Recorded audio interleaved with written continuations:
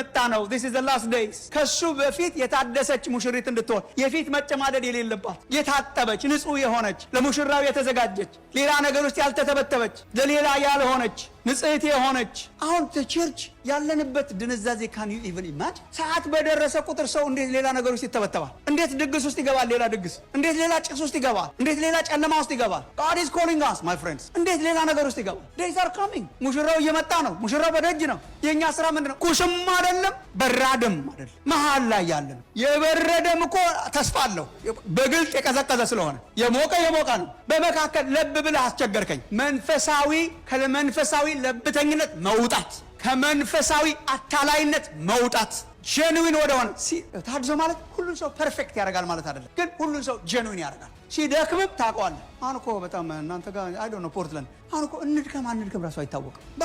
ባካላረገ ራሱ ቋንቋውም አይሰራም። በጣም we have learned so much በጣም ስለተማረ በቃ ይቻላል። በቃ ነው ዲቫይስ መደረግ ያለበት በፍቅር ለምን እንደምጸልየው ስለምወደው ካን ኢማጂን ይሄ እንዴት ሪቮሉሽናይዝ እንደሚያደርግ ለምን ስለምወደው በጣም ከምትወዱት ሰው ጋር ጊዜ ማጥፋት በጣም እንደምትፈልጉ ስለምወደው ለምን እንደምጸልየው ጸሎት ምንድነው ከወዳጅ ጋር አይስፔንድ ለዚህ እኮ ነው ሰዓቱ በጣም የማይሄድልን ወገኖች እንደ ስራ ስለሆነ እኮ ነው ጸሎት ሰዓቱ እኮ አይሄድም። 2 ሰዓት የጸለይን መስሎን ስናይ 30 ደቂቃ ነው።